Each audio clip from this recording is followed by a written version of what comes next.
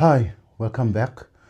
I wanted to talk about a fundamental blueprint that one needs to adopt into your life, or any person that needs to adopt into their life, irrespective of whether you practice yoga or do not practice yoga. And actually, it is a very important fundamental before you could even think of practicing yoga.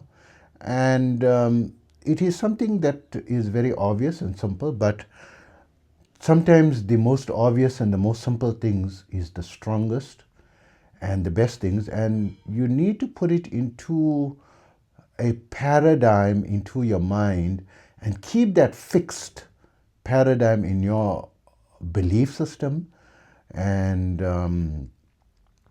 to ensure that you not only are ready for yoga, but you also are optimizing yourself to live your life more effectively, and also the longevity and the quality of your life is good, right?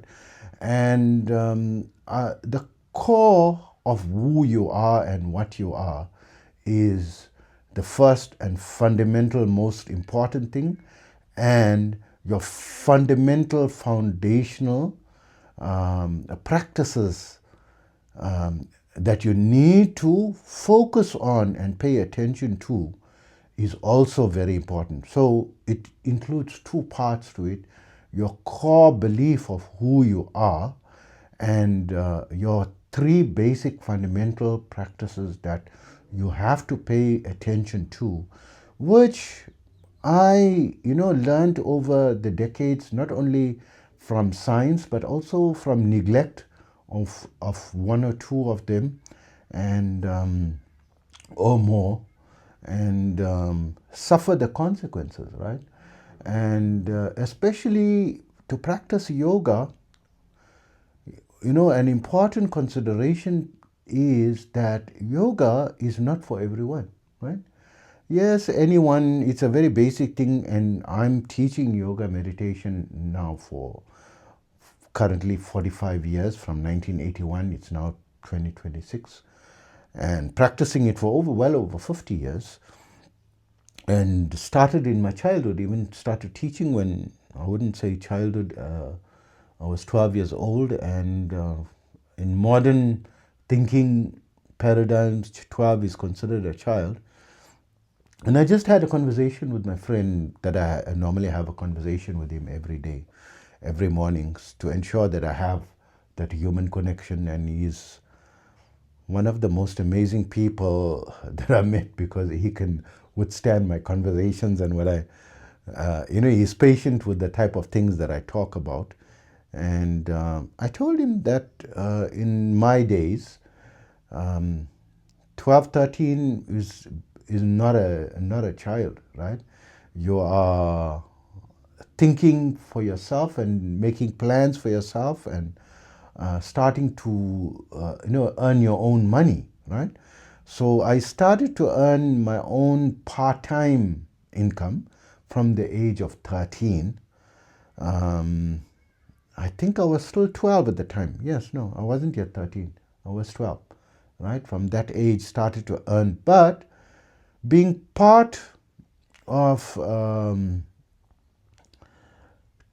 thinking about your future and what you want to do, and planning for it, and your daily activities, and adjusting my diet and adjusting my exercise protocols, and working on purpose, towards a long-term goal at that time. What I wanted to do when I graduate and so forth, more seriously, right? On that level, from that age, right? And currently, people just legally, it's just a legal situation. You are of age when you're 18, and in some countries when you're 21. And the main difference is that you can open a bank account independent of permission from your parents, and secure full-time employment. You know, in most countries these days. But in terms of having relationships and doing everything else, that adults do, people are doing it, from a young age.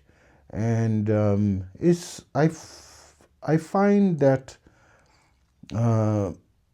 in some cases, some people are more privileged in the current society compared to our society, but I feel that maybe the word privileged is wrong, because life, you're exposed to more technologies and microwaves and smartphones and communication and virtual reality games on your handsets and information, right?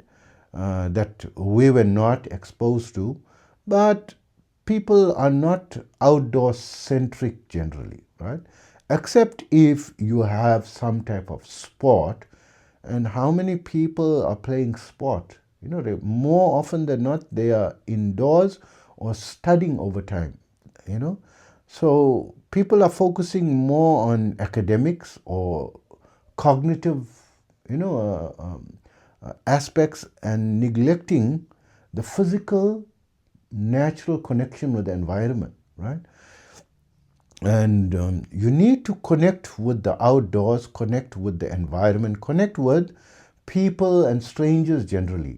Belong to some type of club or tribe, or like a hitchhiking group, a dancing group, a poetry club, drama club, comedy club, a sport club, gym membership, or fitness club, or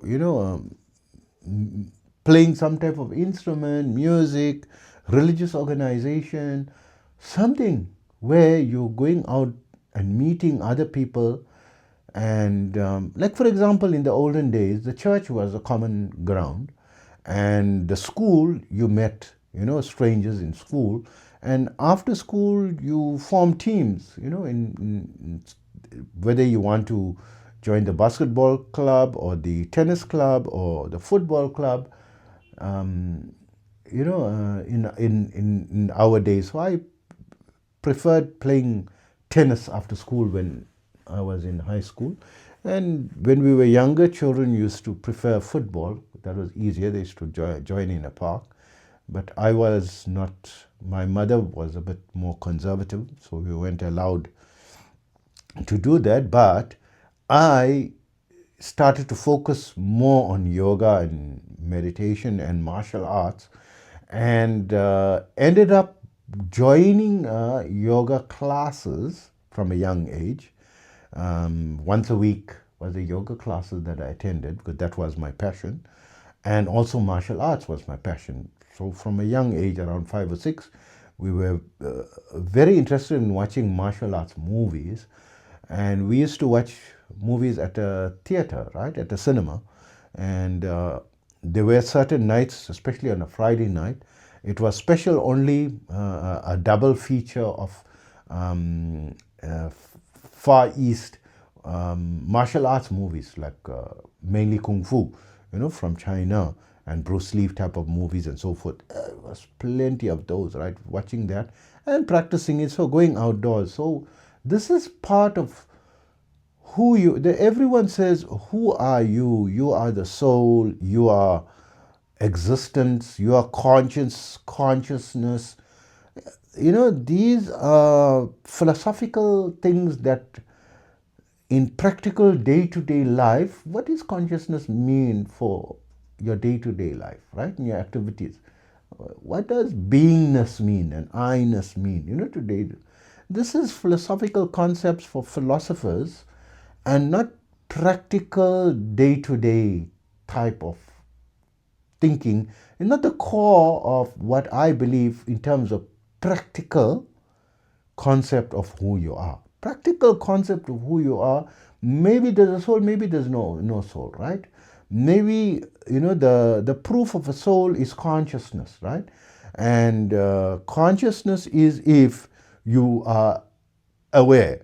and alert, like you can feel by touch, by smell, through your senses. You can see. I'm blind, so I can't see.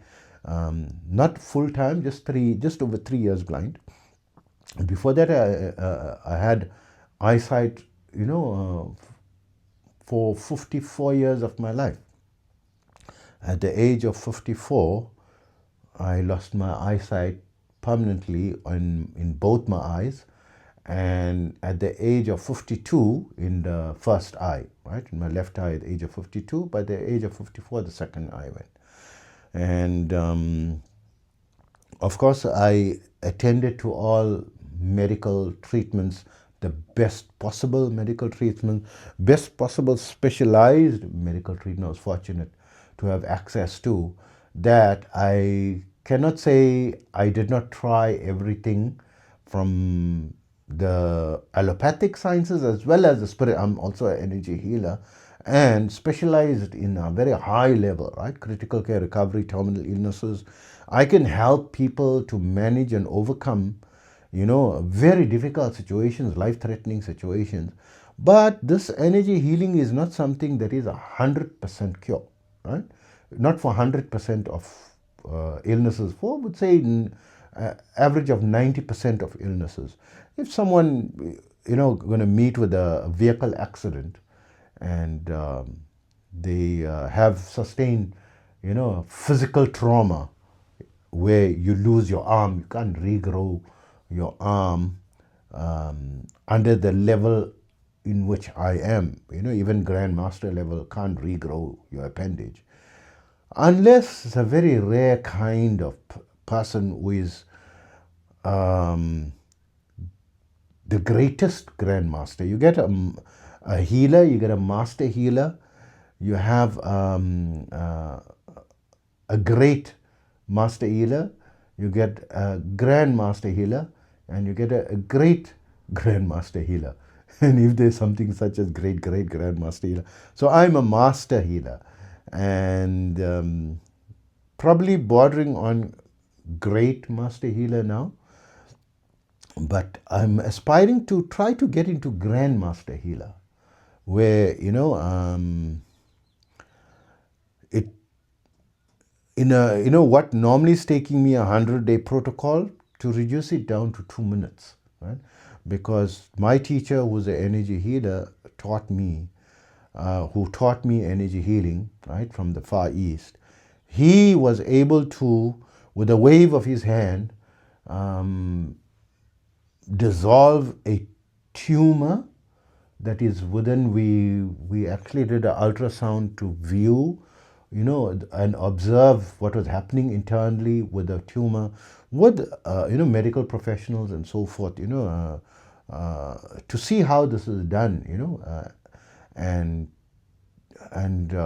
we could just see the ultrasound, image of the tumor just dissolving away, like smoke emanating from it, but of course not smoke. It's like it was dissolving into the interstitial fluid, right? You're just rising, and you're just getting smaller and smaller, and zero, from, we'll say, about a coin size to zero within a 2-minute period, right? I can't remember the exact time, right?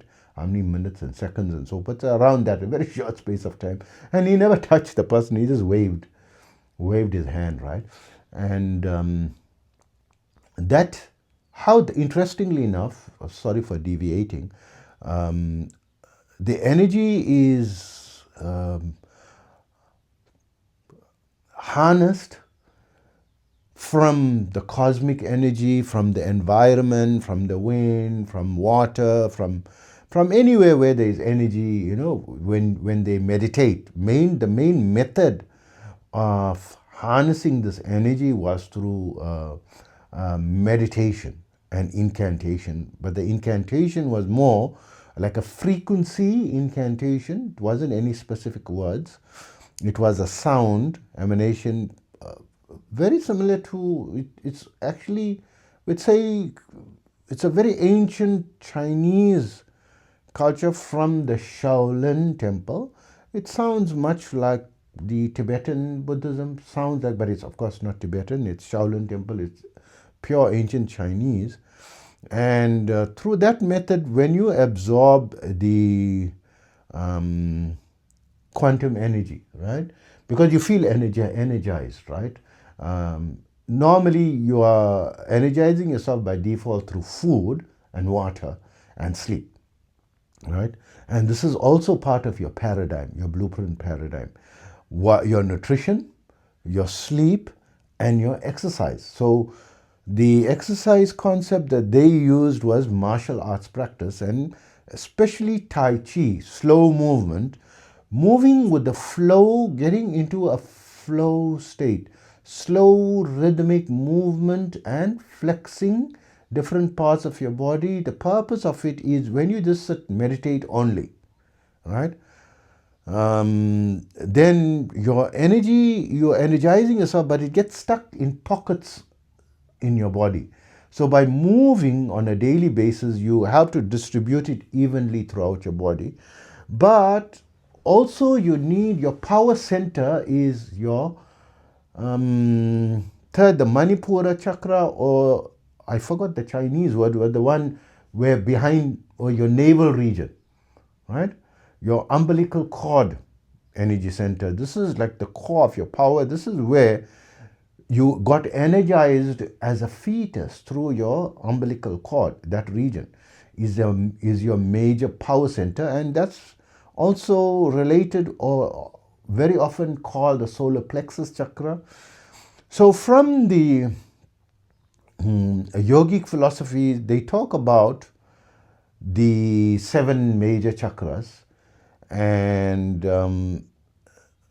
they miss out one major chakra, especially in the abdominal region.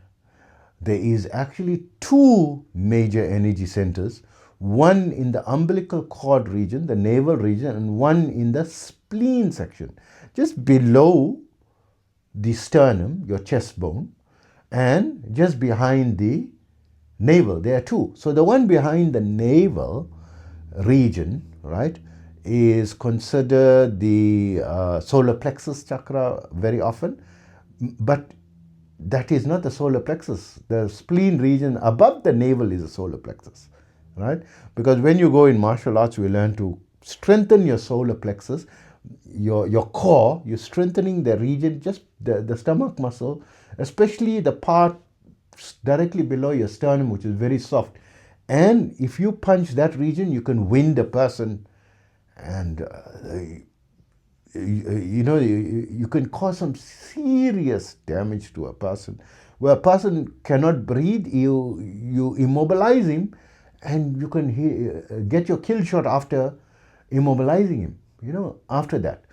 Or do some serious damage to the person once you get the person winded. So the actual solar plexus region, I believe, is a very important region, and the navel region, right, is also another one. So in a deeper study of the yogic sciences, especially from the serpent power, you find that there are about 20 chakras in total, just before the heart chakra. Up to the solar plexus region, there are actually 20. There's these 3 major, and about 16, 17 minor ones, right? And they are mentioned by name and so forth there. So forgetting the theory aside, when I'm doing my Kriya practice, right? The Kriya practice is learning to raise the Kundalini energy from the base of the spine up to the brain area, and above up to the crown chakra, right? And bringing it back down to the base, bringing up to the crown and back to the base. So when it's coming, it doesn't we just don't just boom, bring it up and boom, bring it down. It rises slowly, chakra by chakra by chakra. So it's like when I do my it's a type of breathing, pranayama, breathing in through both nostrils, and breathing, holding it, and using force, right? While simultaneously squeezing the lower abdomen and the stomach region inwards and upwards, while you slowly, after holding your breath, you squeeze tightly and squeezing your anus as well, and then slowly breathing out and pulling the abdominal region in and upwards at the same time. So what you're doing is you're creating a downward force through your breath. You're pushing the breath down, and through your anus, you holding it tight, like an upward force from the bottom. And in the front, you're squeezing the part below your navel, and the part above your navel, you're pulling inwards and upwards, you're pushing in. You're increasing the internal pressure of, like this. Visualize a big ball of air that you pushed it down, and now you're squeezing it with a downward force, with the upward force, with the inward force, and a upward pushing force. It's like you're tightening that pressure to create extreme force for the kundalini, directing it to the base of the spine, so that there is more pushing force to push that energy in a much higher level than just by pushing, right? So you can push more energy. That way you can control the amount of energy that you're pushing and increase it incrementally more, right? And so when it's rising, so you find that it's, for the first 2 or 3 breaths, that it's like throbbing, like a throbbing feeling at the base of the spine, then at the sacral region. Then there's a region behind the navel that it throbs, and the region behind the solar plexus region in the spine that is throbbing, right? So all these things are happening inside or it feels like it's inside the spine, right? In the Sushumna Nadi, there's a channel that runs through, theoretically, from the base of the spine up into the crown of the head and beyond, right? So, and then I find a throb at the chest region, and then the throb in the throat region, and then the center of the head, right?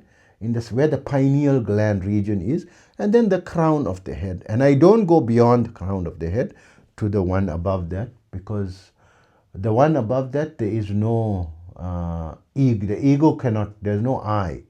The concept of I gets lost, because as that energy is rising, it is your consciousness. You're identifying your consciousness with it. Also can rise together with it when it's in a very high level.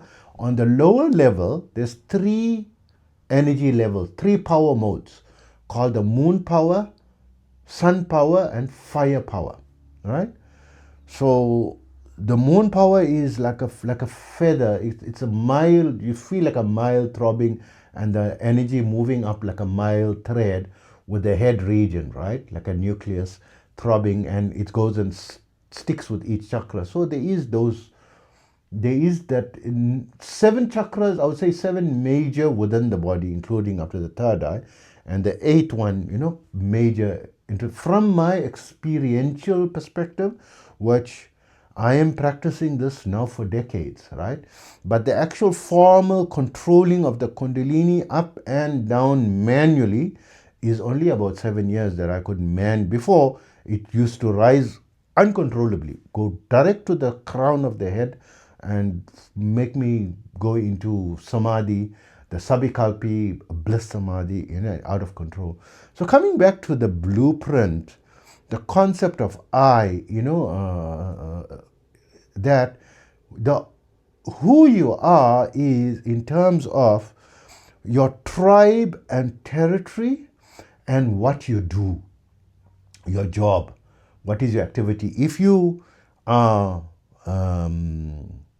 a child, when you're newly born, right, your job is when you're hungry, to cry, and when your napkins are wet, to cry, so that they can come and clean your napkins, and feed you when you're hungry, to eat, and observing and listening. You're turning, you're observing your eye, you're moving your head around, and then learning to move your limbs, and then learning to crawl and walk and talk, right?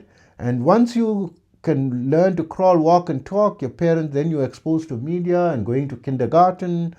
And it's so sad that children have to go and be involved in like a school activity, studying from a very young age.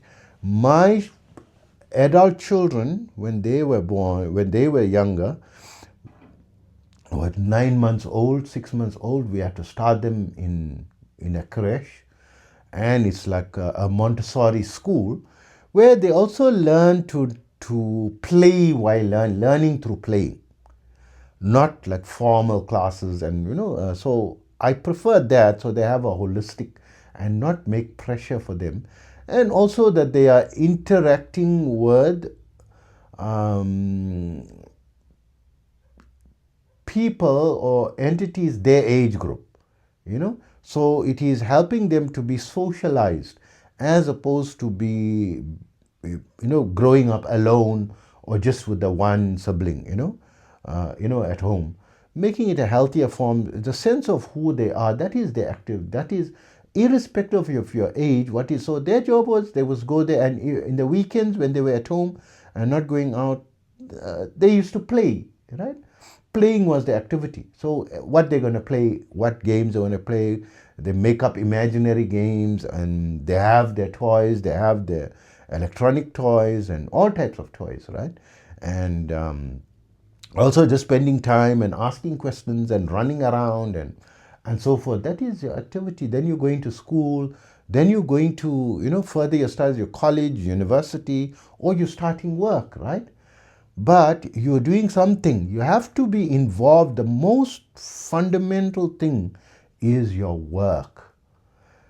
So I learned this at I think I was around 22 years old or something, and I just started in the Department of Justice, in my justice training program, working and studying, completing my, under scholarship of the Department of Justice, that I had to work half the year and study half the year in the Justice Training College.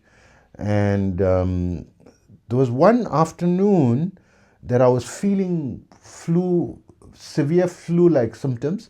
So I worked because I always prioritized work. And it was quiet at work, and I was at my station. I was independent. I was working alone. There was no one working with me or supervising me in my station.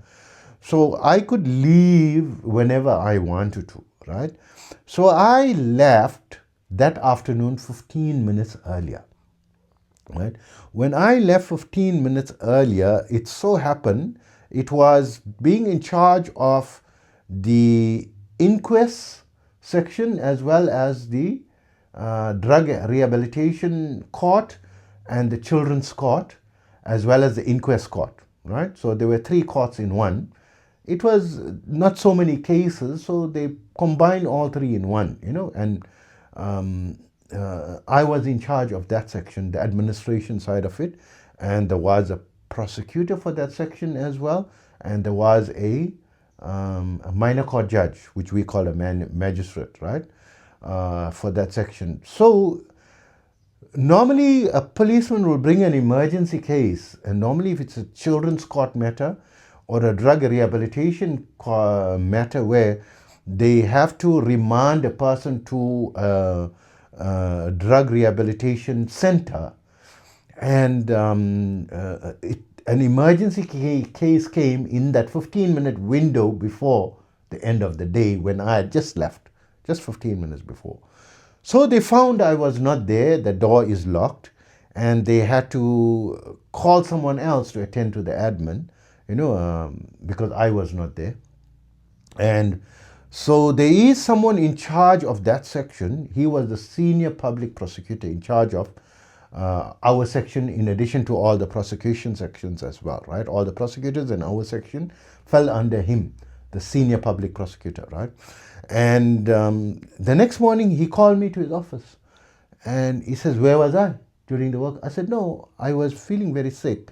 And it was towards the end of the day, there was nothing. And I just left early to go to the doctor's. And I can, get the medical certificate. And I was sick. I mean, I could have got a medical certificate and not come to work at all, right? So he told me, he said, look, what you need to remember is in life, you put work first. No matter what, work first, right? Man, I am now 57. I went through life. I went through 6 divorces, right? I went through stages where now, communication with many of the family members is not there. I lost long-term relationships with people who I thought were my close friends. And I mentored people as well. I've given them millions of dollars worth of business plus physical assets and training and cash. And, relationships broke. But the one thing that I had, of what everyone can identify with is I had my work. And always remember work, prioritize my work. That if I had some vacation, right? Where I was there was one time I was on a vacation with my family, locally within the country, wasn't an international vacation. And then I had an important call from a client, and the vacation was about 600 kilometers away, which is like about 300 miles away from my home and office. And so I drove back. I left my family to continue their vacation. I drove back.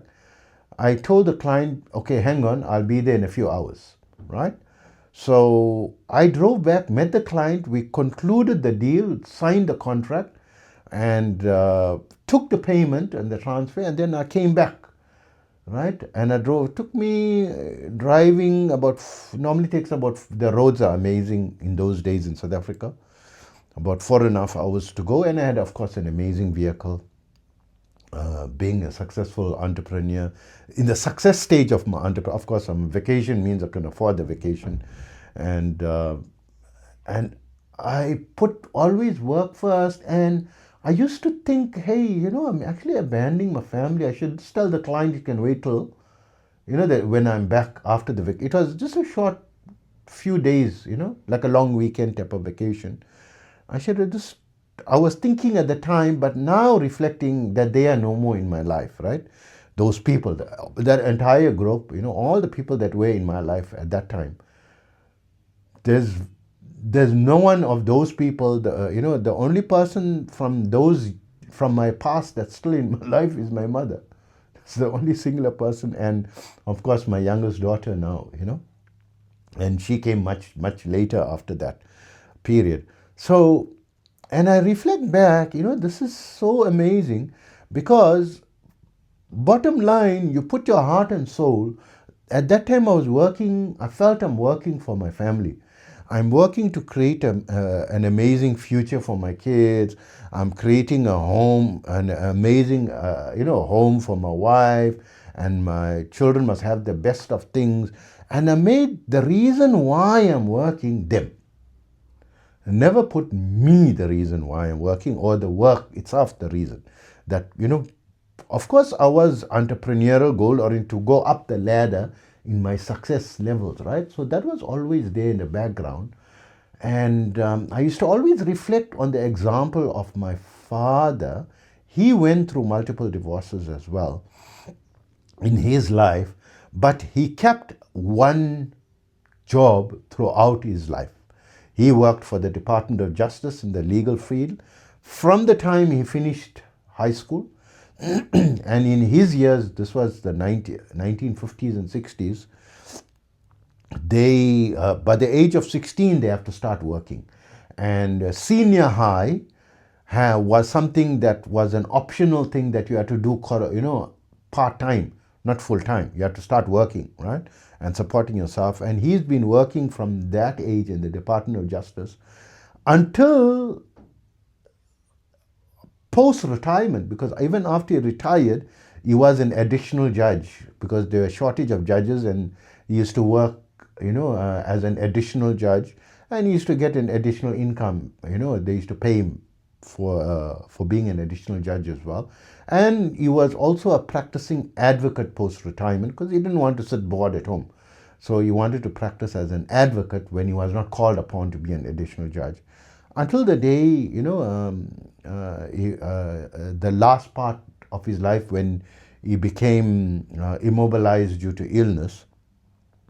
But he held the one identity throughout, irrespective of his personal life and friends. And so his identity is identified, his core identity was, he was a judge, right? And his self-esteem was based on that.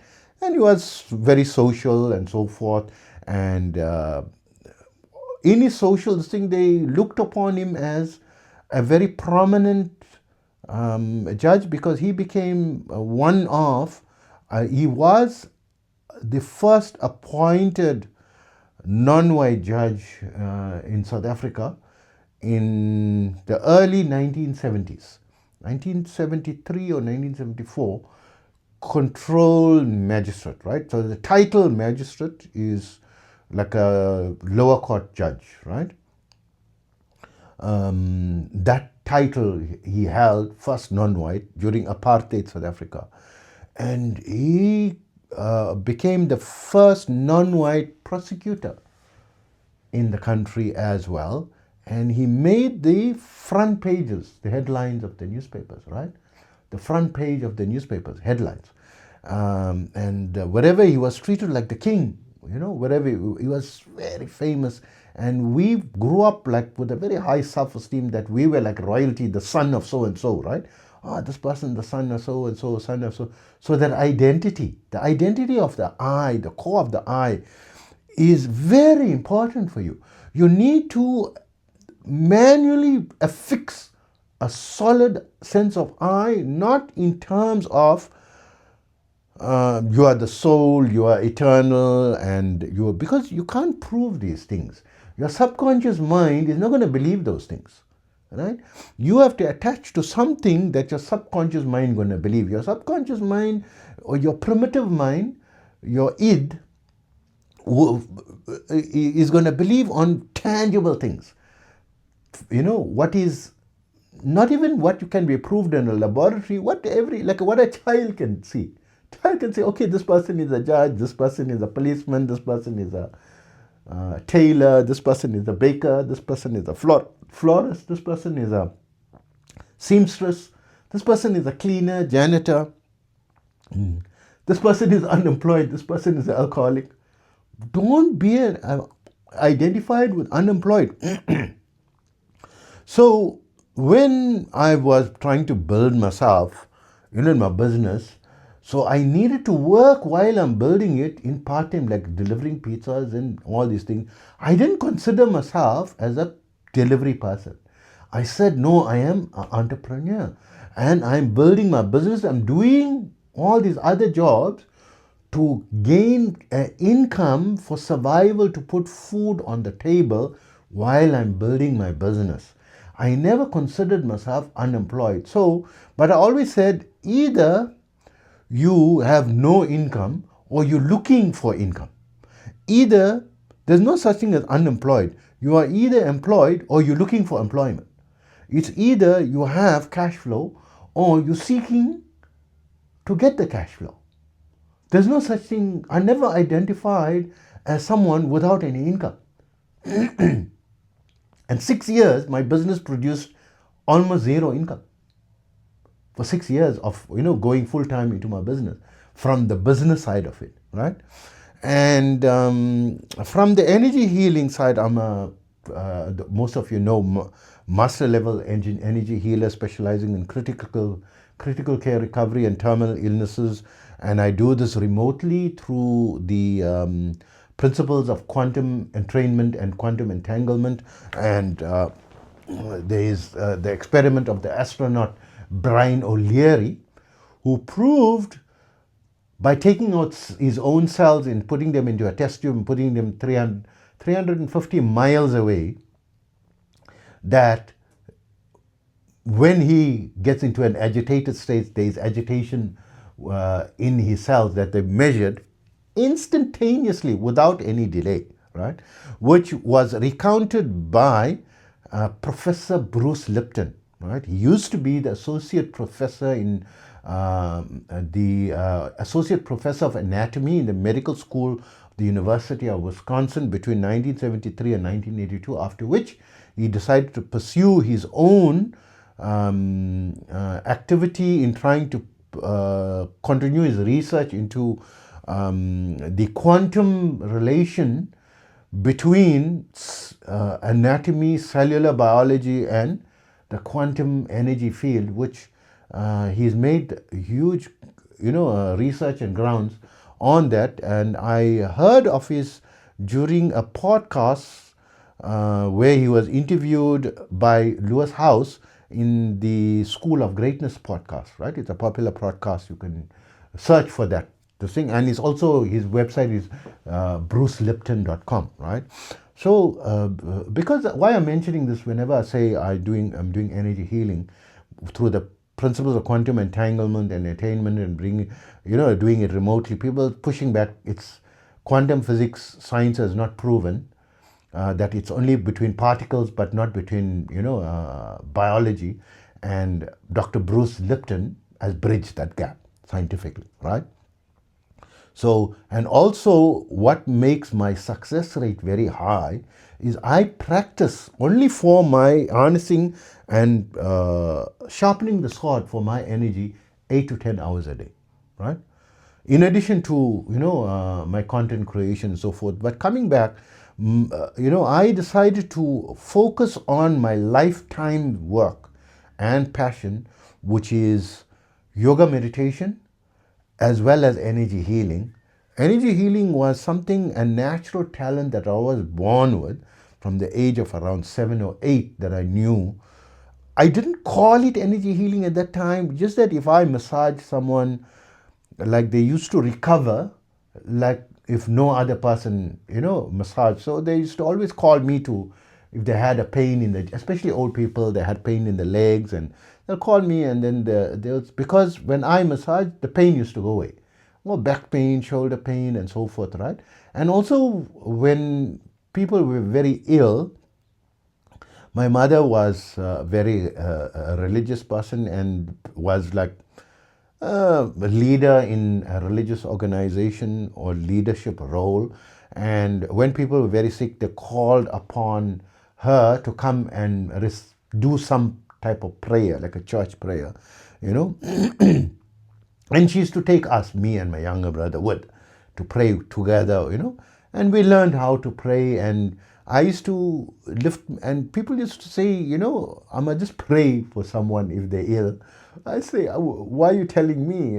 I'm just a regular person, right? They said, no, just do it because they perceived me to also have some type of spiritual power. And when I prayed, people normally used to get better, but I pursued it by looking at it from a scientific thing, that I always practice yoga meditation, balancing my energies from a very young age. I focused on that and focus on prayer as well, right?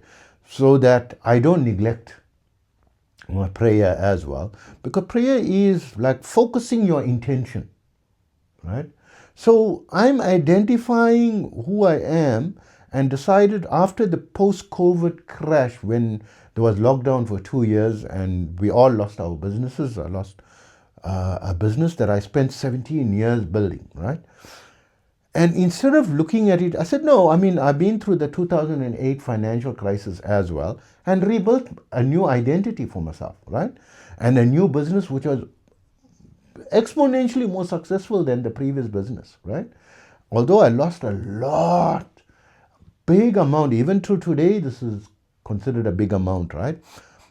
In my estimation, about 900 million US dollars, right? That I had lost in my business and asset value. When I calculate only the asset value, not the cash and the other values and so forth, right? And I rebuilt to a multi-billion dollar. The 17-year business that I built was the first business that I lost was a domestic uh, real estate business, right? Selling houses. And the second was a commercial real estate business, an international commercial that I built in Dubai, right? And that was a multi-billion-dollar business that 17 years just disappeared in front of you, right? Gone. And of course, I could have rebuilt it after post-COVID, post-lockdown. But I got inspired that now I'm just beyond 50 years old. Let me use because a friend of mine during the lockdown period, he lost hundreds of, he also had a multi-billion-dollar business. He was a chairman for a group of companies, 11, I think he had 11 CEOs under him, different types. One of the companies was an air charter company, right? A commercial air charter company. One of them, amongst other businesses, right? And we got along very well, and from my yoga, right? Because I was always practicing, I want to practice outdoors, in the open, and because it's better to practice yoga outdoors. And it was like a park-like situation, and COVID, it was very restricted in that time, so we were allowed to, go during certain times of the day. We're allowed to go because sunlight is absolutely important as well, right?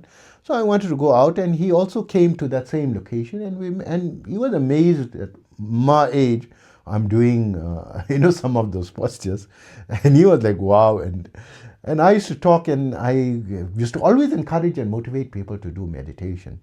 And so he says, "But why don't I do this full time?" Because there's no money in it. I'm teaching yoga and meditation for free from childhood, right? He said, but now these days are different. It's yoga and meditation is a multi-billion-dollar. Someone making $1 billion a year. From just his website selling herbal products and supplements and so forth. Designed from herbal, his own things. It's making billions without even with passive income. I said, hey, and I said, yeah, and I'm so passionate about it. If I can earn an income also, it means I can do it full time, my passion. Because every client that I met, they knew I'm going to talk about wellness, and I can talk about wellness, all the time. So I identified myself to encouraging people into yoga and meditation and nutrition and taking care, at least doing walking. And because I recovered from 3 major heart attacks when I was 38 years old, and I don't have any heart condition for the past 20 years, I had 5 insulin injections a day. And I make sure I'm very careful with my diet. In the past 20 years, zero medication needed to control my diabetes. I'm controlling it through diet and exercise and my weight, right? And still clear. I mean, I'm doing my regular tests every 6 months. And the most recent test was just a few days ago, right? And totally clear, in diabetes, my blood pressure is amazing, heart rate is amazing, and so forth, from who I identify with, right? I identify as an advanced level yoga and meditation teacher and a master level energy healer, specializing in critical care recovery, terminal illnesses, doing it through quantum levels with a very high success rate. In my opinion, from my history, it's like over 90%. Doesn't mean that it is, because how many can I heal? I only healed about a few thousand people at best over the last 50 years, right? So that is not indicative. It's not a peer-reviewed scientific thing. But from a scientific perspective, Dr. Don Musalem, a leading oncologist for the leading private clinic called the Mayo Clinic, considered by many as the #1 private clinic, argumentatively, of course. And she's argumentatively the #1 oncologist. Her nickname is the Magic Bullet. And she was originally a nutritionist, and then she did a medical degree because she wanted to increase the ambit of what she can prescribe, the treatment protocols for her clients. She wanted to be able to prescribe not only natural methods, but also allopathic medicines. And because during a medical study, she became a cancer survivor, she specialized in oncology, right? And she combines allopathic treatment together with nutrition and natural methods, mindfulness practice and so forth with their patients, and she has got the highest recovery rate from all the oncologists in the country, right? Statistically.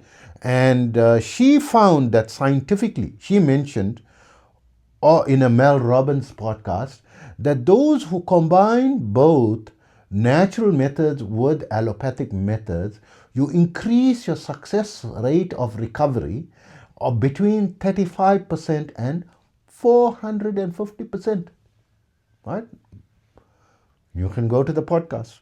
And many people, they want to stick only to allopathic or only to natural methods. Combine both. Combine. Me also, I insist that it's not a replacement for medical treatment.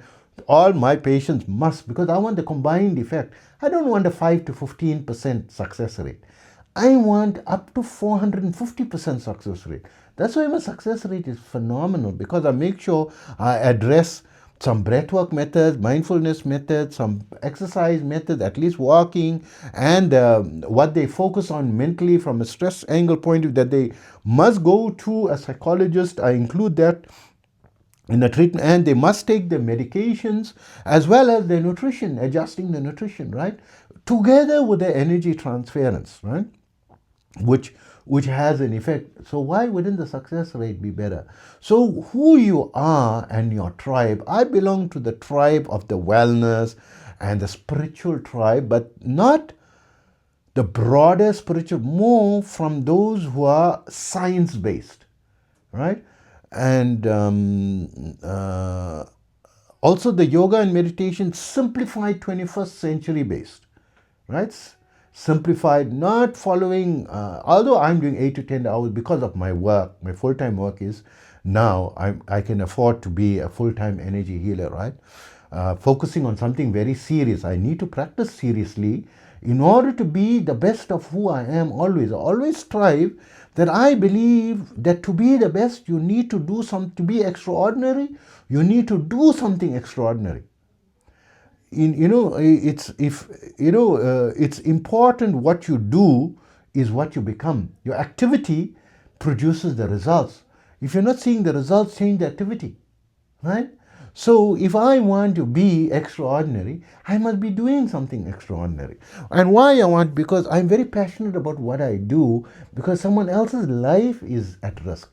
Strange, that I'm prepared to even lose my own life. Not many energy healers focus on this, right? So like that, whatever you believe in, like your actual day-to-day work, put that as a main core. What you do and the tribe and your territory. So in the Joe Rogan podcast, you always speak about the ancient cultures, the ancient civilizations that they found in Turkey, in Göbekli Tepe, and the ancient civilizations that created the pyramids, the ancient Egyptian civilization and the Amazon forest. You got the Maya tribes and so forth in the American Indian philosophy and so forth, and that these ancient cultures and predating that, humans are pack animals, right? That you must, and it never made sense to me until I felt that if you isolate, because when I'm so busy and I dare not connecting with my tribe, right, that I feel lost. So I have to connect with my tribe through podcasts and also through forums and, giving advice, and my clients, and when I'm called to give talks, regularly I give talks on this thing. So that's my tribe and who I am, my self-esteem. I'm fundamentally an entrepreneur and I'm specializing in this, and I'm building this because I want to create some influence so that there are more energy healers following my specific protocols that can enhance their treatment protocols and also normal everyday life through simplified ways, from as little as 5 minutes per day. You can download a free 5-minute yoga and meditation program from my website, yogawellness786.com, right? And start with that and let it grow. I put a lot of intelligence in it, right? It's not just a random, although it's produced very primitively, would say, and not very professionally, but I just wanted the message to be there. Until I can't afford a studio right now. I don't have hundreds of millions, I don't, and I don't want, I mean, I'm an entrepreneur. I know how to approach, investors. I've got a database of investors during my commercial real estate, business of over 1.1 million, right? I've got their phone numbers, their company, their name, their surname, the passport number. I've got it right in my database, right? And I still have that database, right? But I don't want to get money from others and they start dictating what protocols I should do and not do, and they would want a return on the investment, right? So they would want to package things in a certain pricing, and I wanted to make it available for free. I wanted to give everything. I want to have the freedom to give you all that for free, right?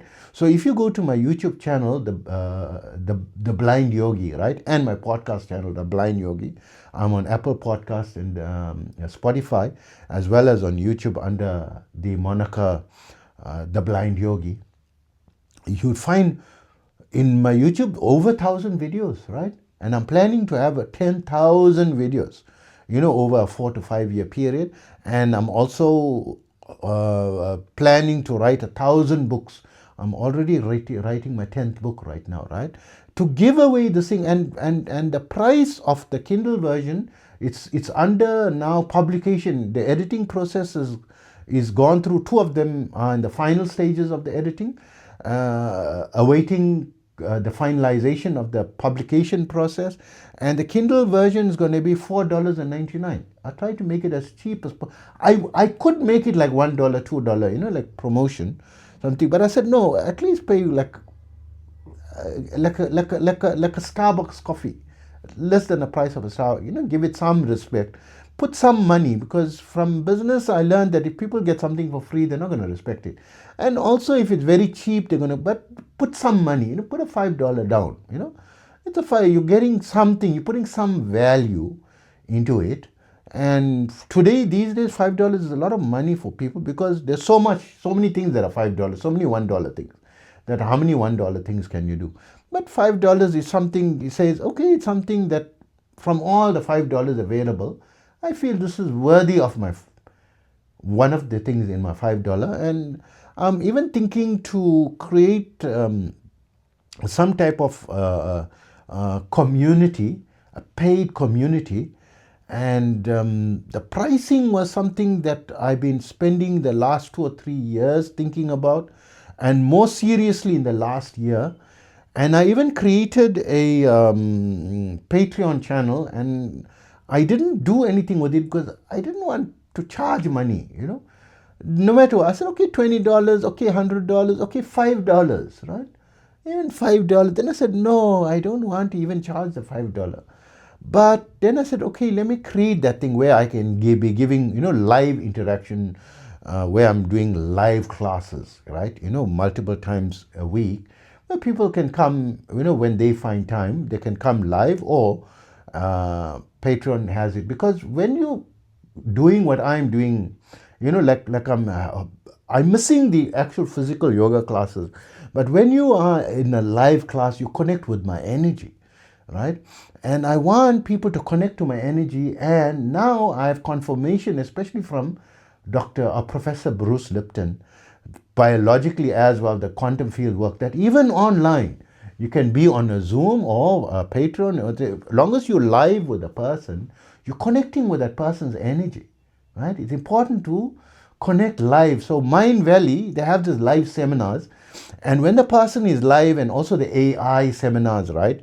Updating our knowledge on that. I like to listen to the live, podcasts and the live streaming, session instead of the recorded one. Because when I focus on the person speaking, I'm connecting with their energy in addition to their knowledge, right? Connecting with the energy. So this is connecting with your tribe and not only your work, the importance of connecting with people in your tribe or your niche, or connecting live. You don't necessarily have to go physically to something. Connect with live sessions, not just recorded sessions on YouTube, because there's YouTube live, right? I don't know in TikTok. I'm not a TikTok fan, whether there's TikTok live. I suppose there could be. It's important to connect, with that energy, the life. This is very important in the core of who you are. Forget about I am being, I am I-ness, I am energy, I am the soul, I am eternal. Your subconscious mind, my friend, not going to believe that. What is going to believe is this thing. So base it around. Yes, you can believe all the spiritual things. I'm myself into spirituality, yoga, meditation, and all these things. So why wouldn't I want to encourage that? I'm encouraging the core because this is going to create something firm foundation for you. I'm giving examples from my own life because I like to talk from my own example, right? Because there's more passion in it, so that it comes across as passionately to influence you to also find your specific tribe and your identity in your work, in what you do. Don't say, I am unemployed, there's no employment, AI is taking over, and so forth. It is the greatest opportunity of a lifetime now. You know what is the biggest job available? Companies need to implement AI technologies into their companies, and because it's going to improve their productivity and efficiency as well as profitability. And there's so much of changes in AI, they need AI consultants. There are 300 million companies worldwide that need AI consultants to come and train them, because they can't keep up. They can't do their work and also learn how to keep up with it. They need someone who's certified to do a certification course to become AI consultant certified. Takes you as little as 12 to 16 weeks. From as little as around $2,000. You don't have to go for a 4, 6, 13-year degree program, 100, 200,000 US dollars, right? For a 13-year to become a doctor, it's going to take you 11 to 13 years, right? To finish your residency, it's going to cost you around 100 to 200,000 US dollars for Ivy League university. And you're not going to be expected to earn more than $1 million, at best, $1 million a year. But an AI consultant teaching, cost him 12 to 16 weeks, under 2,000. You can, I know one program, I think it's called rockstar.com, right? They have for $497. You can train yourself, in AI to become AI competent without the cert, but the certification, they give you 3 internationally recognized certificates for, I think, an additional 4 weeks, a 12-week course for 497, a 16-week. I'm not getting any commission for that. I'm not even, getting. I'm not even. I don't have any link that you can search on your own and you go for it, right? And you can get an income within a 1 to 2 year period of between 2 to 3.5 million US dollars, more than double or triple what a doctor can ever earn. That takes him 11 to 13 years. And this is now currently, it is a blue sea, not a red sea. Means it's going to take at least 10 to 12 years at least before the market becomes saturated. You get into it, you're going to guaranteed be making money. Some form of income, good income, lucrative income. Don't ever say there's no. So AI it comes also with opportunity. Don't look at the negative side. Look at always the positive side of things. Don't say don't identify as unemployed. Always remember there's 2 sides to a coin. Don't ever look at for every action there's an equal but opposite reaction. For every positive side there is a negative side, and every negative there is a equal positive. How do you see the positive when your infant child, your 21-year-old son, died in a car accident?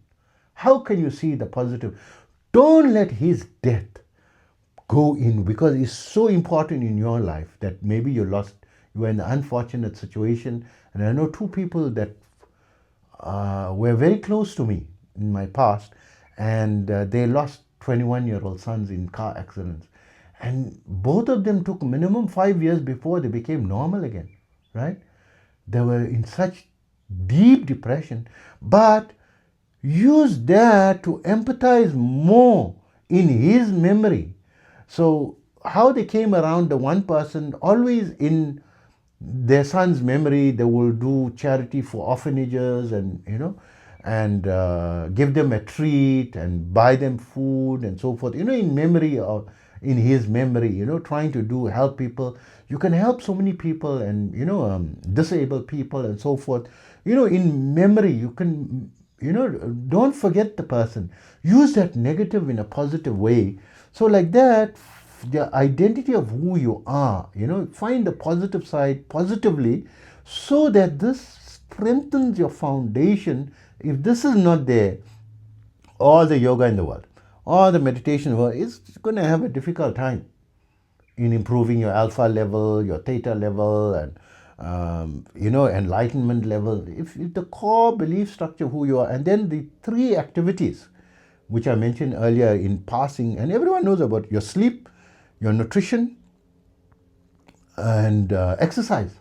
So when we say exercise, at least walking, right? There was a podcast, I think this was, I can't remember which podcast, either Joe Rogan show or the Diary of a CEO. No, it was another one, Longevity, the Longevity show, the Longevity channel. It's this retired scientist and his wife. They interviewing people who come from nutrition backgrounds and so forth, that you can make small natural changes to enhance the quality of your life and your longevity, right? And he interviewed a doctor, a retired doctor who's now 90 years old, right? And he's in the US, and he's still, of course, 90, and he's married, he's with his wife all the time. And the doctor said the one thing that he regrets, that he didn't prioritize minimum of walking at least 2 miles a day. That now he has difficulty to walk up the stairs, although he's a qualified doctor, right? He said if he had prioritized that and now he tries to do walking, right? He is, taking care of that. But had he prioritized that at a younger age, he wouldn't have difficulty now to walk up a set of stairs independently, right? He can walk and so forth, and he does go on his walk, daily now, but with difficulty, right? He regrets. I mean, it's just taking a 10-minute walk to the shop 3 times a week and 10-minute back. Just take a walk to the shop. Don't just jump in your car and go. Or, find some safe environment. Go to a track, go to a football field and run around the football field. Find some way, join a hiking group. Normally hiking groups are free to join, right? And you're going in the environment, and you're going on certain trails or something or the other, right? Exercise, you must prioritize moving your body. Put a step, just steps. 10,000 Dr. Deepak Chopra, he got no time for exercise. He wrote over 100 books. He's giving talks to so many places. He's a guest in so many countries and so forth. But because he said in New York City, he just walks, to this place or that place, to the shop or something.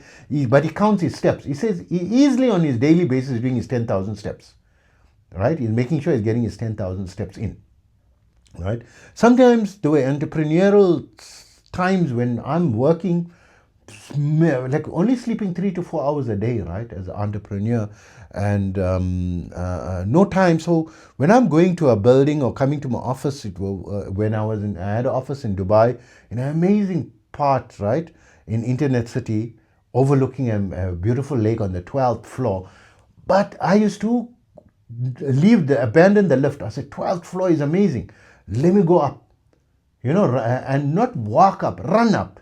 And when I go to a client, and he's on the 20th floor, 19th floor, 5th floor, even whatever floor, I said, no, let me take the stairs wherever I can, right? And people thought that was weird. And I never walked up. I ran up, because to go 12 floors, it's like boring to walk up, right? And I was so fit that when I reached the top, running up, I'm not winded, not out of breath, right?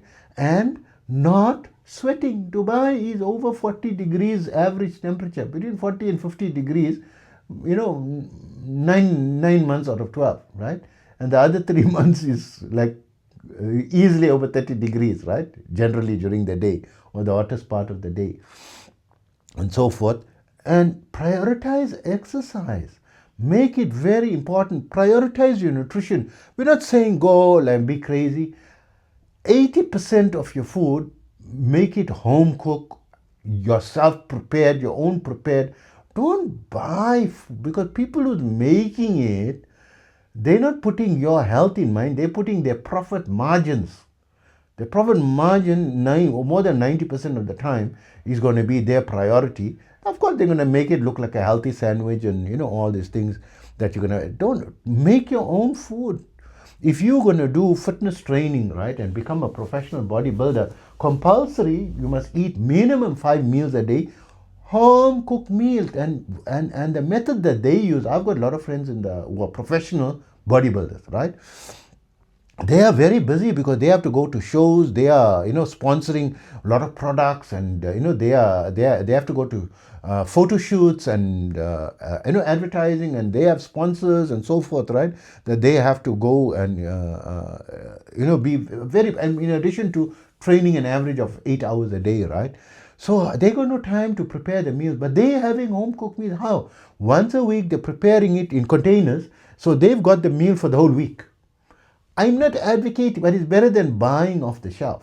And they put it in the freezer, and then so you take out your meals for that day, your 5 meals, and you take it. Or your 3 meals that you're going to have on the road, right? While you're traveling. So you're having your first meal at home and your last meal at home because you're going to be at home. But during the day, you need to take a break. You're in the car, you got your cooler bag, your meals in your cooler bag, and you're taking out, you've got your brown rice or your sweet potato, you've got your broccoli and your cabbage or your cauliflower and your spinach and your protein. You got your chicken breast and your fish, and your once a week you got your red meat, your steak, and something you do. Prioritize your nutrition. Make so you don't have to go to that level, right? But you can find a way to have your own prepared meals 80% of the time from natural sources, or it's holistic, like paleo diet, right? Where you see the food in its original form. It must look like this is the chicken part, a chicken piece, not ultra processed, chicken meatloaf, right? That is processed, ultra high processed. Okay, you have it 20% of the time.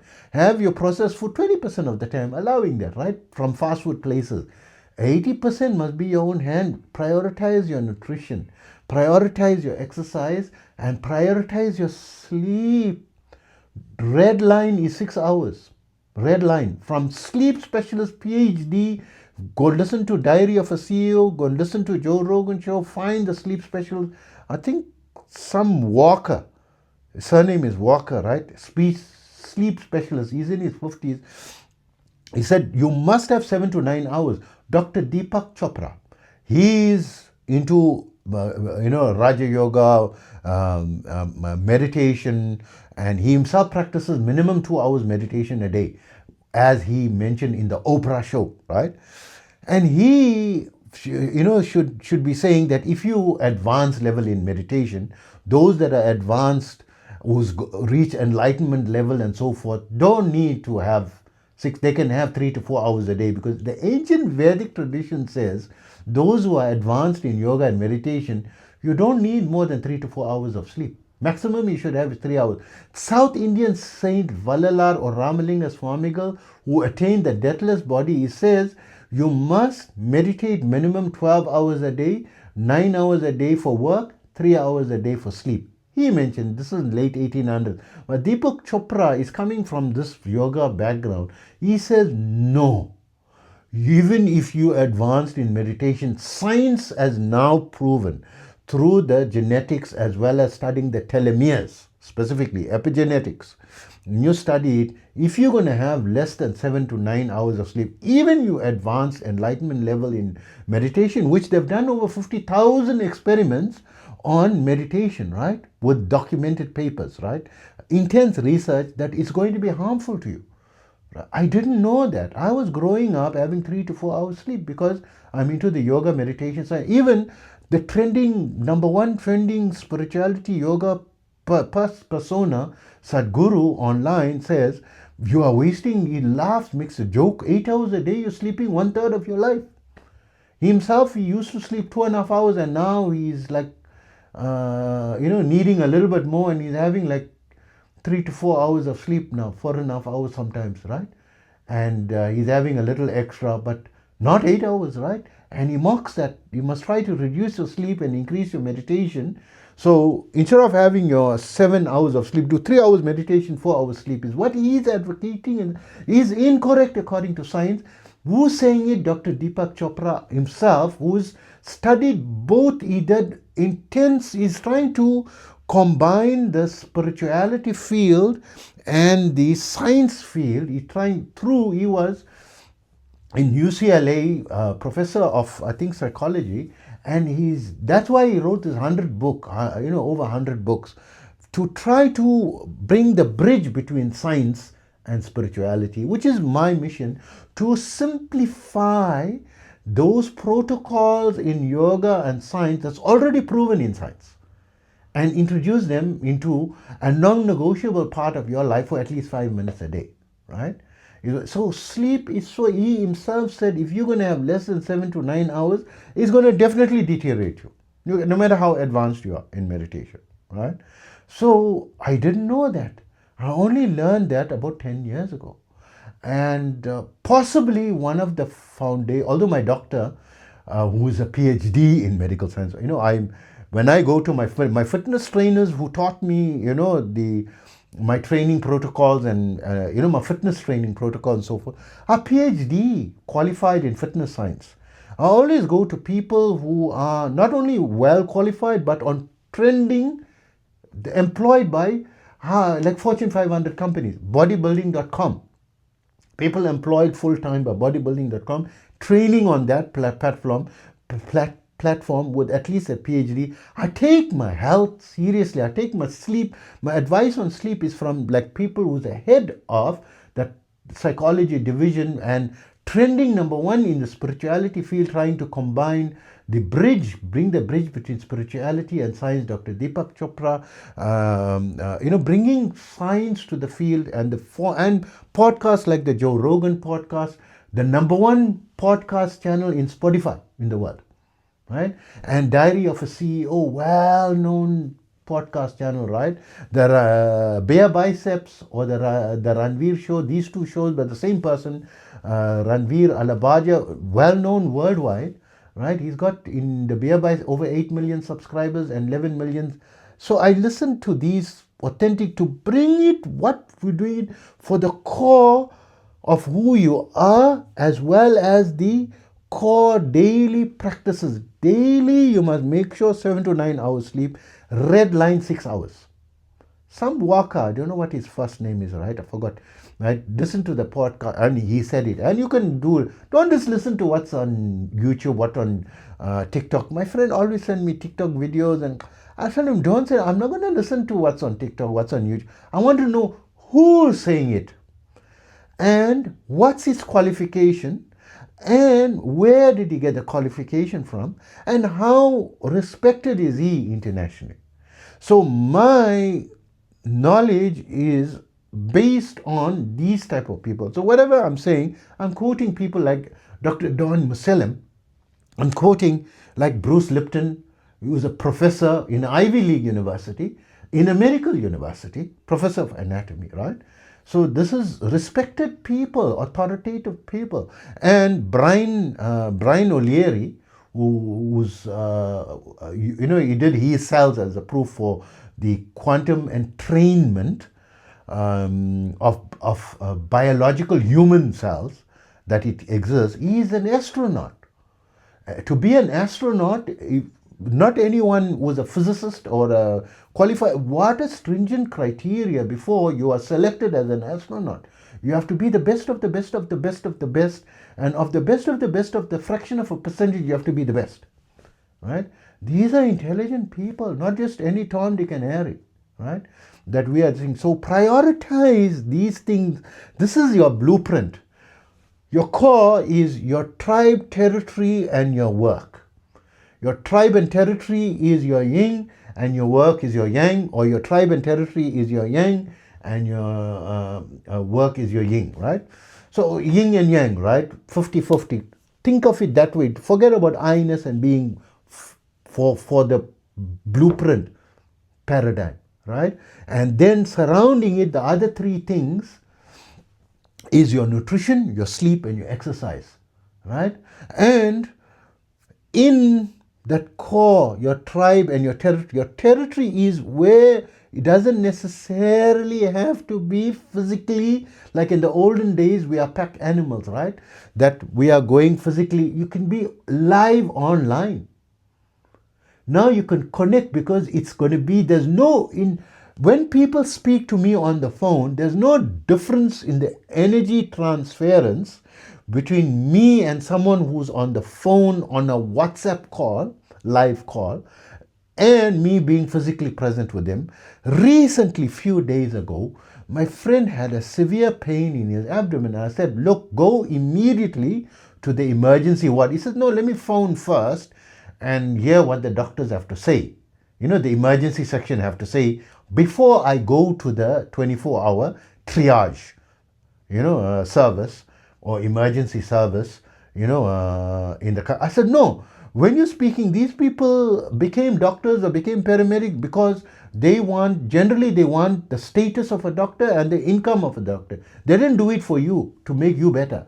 They didn't prioritize making people better. They prioritize what's going to be the status, and they're going to have a secure income. Man, it's well worth the 13-year sacrifice. You see this YouTube videos, and he's driving the sports car, and they say, "What do you do?" He's got this amazing car, and they just, informally meeting him at the service. You got an amazing car. What do you? He said, I'm a doctor, and I just qualified, and I can afford this vehicle now, and 13 years sacrifice, but well worth it, man, well worth it. He has so much passion that he can own that car, is now a doctor, right? And they say a doctor and they feel more prestige that which university you became a doctor, you graduated from, whether it was Harvard Medical School, Stanford, Wisconsin, university, which university, UCLA, that you graduated from, right? And the state, what is that? Don't phone and ask, go physically, I'm telling him. And while in the conversation, he became better. That pain was very severe. He was worried that he needed emergency treatment. But I said, because while talking to me, it's connected to my energy.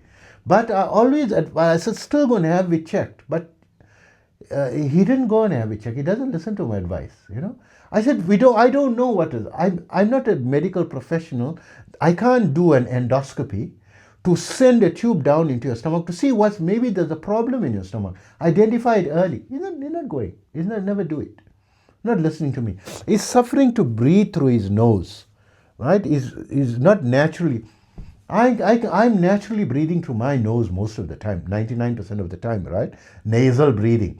And I find my nasal breathing more efficient than my mouth breathing. I find more oxygen transfer. Now that I'm talking now, I'm not using my nasal breathing. I have to use my breath, right? Because I'm talking so much. But when I'm not talking, I find more oxygenation effect when I'm breathing through my nose than through my mouth. It doesn't make logical sense because the nasal canals are so small compared to the throat canal and the mouth, right? It's such a big area. But still, despite that, because I'm practicing pranayama and breath work on an advanced level, the oxygenation of the blood through the nitric oxide effect of the endothelial cells of the internal parts of my nostrils is enhanced to a higher level, that the effect of the oxygenation due to the additional nitric oxide in my blood through the nasal breathing, it feels physically, not just scientifically. Forget the labs. I can feel it,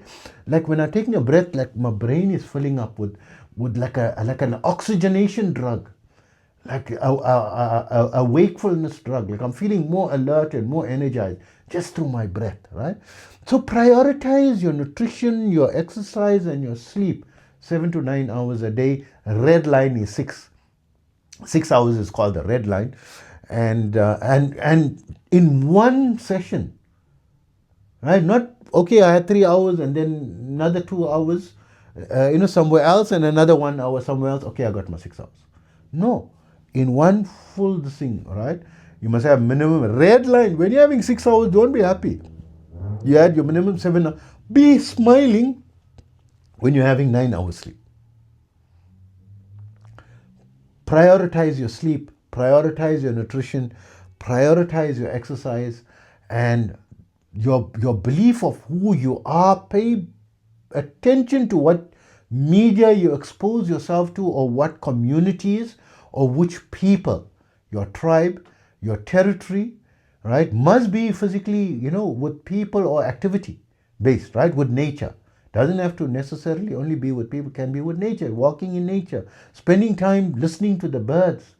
In the morning, sometimes, because I get up at 3 a.m., sometimes I don't hear the birds, and sometimes when I hear the birds chirping at 3, I said, today's going to be a sunny day, and it's going to be a pleasant day. But the birds, and when the birds are silent, and it's feeling cold, I don't know, maybe it's possible rain. And then when it's like around 6, 7 a.m. and I'm still not hearing the birds, I said today is not going to be good weather. And for sure it was very windy or cold or rainy, and the birds, I'm starting to understand the birds, which birds, what type. There's like larks that fly through. Sometime in some of my videos you'll hear the larks, right? I'm in an amazing place where there's birds. You can hear the birds as well. And the larks at sunrise, there's also a cry. So and also at sunset, when the sun is, there's a cry out by these larks. They fly across my window. They're also crying out during the day. But when I know it's coming towards the evening, because I'm Muslim, I do a prayer. I must do it before sunrise. There's a prayer, and just after sunset, there is one. Right? So when I don't have to check my time. When I know approximately it's that time, sooner the hear it, okay, I know it's sunset now. And I double check my time. Correct? It was like that, right? So I'm connected with nature, connecting with the trees. Before I lost my eyesight, there was a time when I lost it temporarily. And I thought, because I'm an energy healer, before I went for allopathic, I said, let me try natural. Maybe there's something, in my natural thing and also, was under medical care before that, right? Always for my normal checkups. But I was in Istanbul at the time, and I always liked, because I'm working online a lot, I like to work online on my mobile device. So I can be in my home office, or I can be outdoors. So I said, let me be outdoors and work on my, I'm doing several hours. During the daylight hours, go to a park, and in the park, remove my shoes and my feet to feel the grass under my feet, or the soil under my feet, and my back against a tree. And I try to look for the oldest tree that I can find that's free. And I sit with my back so that my back is touching the bark of that natural tree, connecting with the tree, the energy of the tree, connecting my feet with the energy of the grass and the soil, right? And that particular park that I chose, a public park, was alongside the Bosporus channel, that channel, the flowing water, the energy from the water, right? Flowing water, there is an energy with it. When you go to the seaside, the ocean, there's a massive energy that you can't see. When you become very advanced in yoga, when you can see the energetic field, you'll notice what an amazing energy. Even if you're feeling depressed, you can be feeling very lonely, sad, go and have a shower.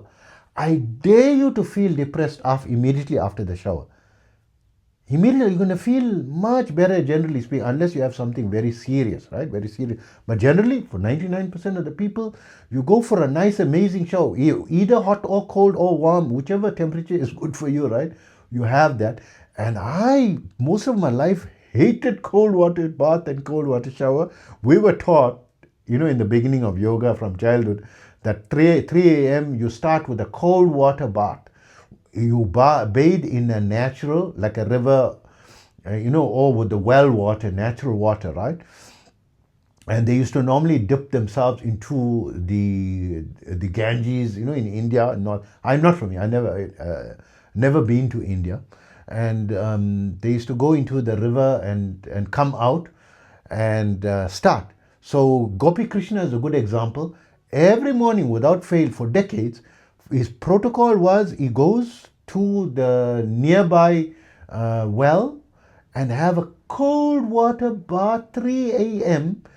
in north of India, Kashmir region, in it's sub-zero temperatures, right? And he comes and sits on his meditation blanket or carpet, place, which was a constant place. Every morning, his body is blue from the coldness of that this thing, but you get an energy from the flow. If I just sit in meditation, or I have a shower and then meditate, it's different. I feel the energy, right? Being to, so that's your territory. Connect with nature, connect with, live videos and so forth, live feeds, right, on things. And I remember in Dubai, they were marketing these ultra HD. The first time they had the ultra HD cameras, and to show the ultra HD screen, the big massive screen, television screen, and they had the video on like a park situation with flowers and people walking past and so forth, the video feed from their live feed. It felt as though I'm really in the park. So you can connect to it. Even with a recorded, by thought you can connect. When you see the image and you think of something, you can connect to it. So although you're seeing a recorded video on something, I'm giving you every way, right, for your territory, your tribe, your territory, and your work. In their central core is who you are, and what you do around to protect that core is your three fundamental foundational activities daily: your sleep, your nutrition, and your exercise every day. You take care of these things, then worry about your meditation practice, mindfulness practice, yoga practice, and your aesthetic things. And you're gonna, even your social life, your relationships, all that will come in line. These are all higher than your core. So thank you for listening to me up to this thing, and I hope you take this message very seriously, and I hope I've spoken in a way that's going to impact you the way I intend to impact you, because I'm practicing yoga meditation now for a long time, and I didn't know these priorities when I started, especially with sleep and especially with nutrition. I didn't prioritize it, the way that it should be prioritized. I went into a lot of fasting and having imbalanced diet, just having, boiled lentils and rice for some stages of my life without salt for long periods of time. This is not having a balance of all the nutrients from all the factors, right? So focus on these fundamentals. Use this as your blueprint. Just imagine that core, who you are, is your tribe, territory, and your work. And then the next circle with the other three parts around it, divided into three, is your nutrition, your sleep, and your exercise. So thank you very much. And remember, take care of yourself always.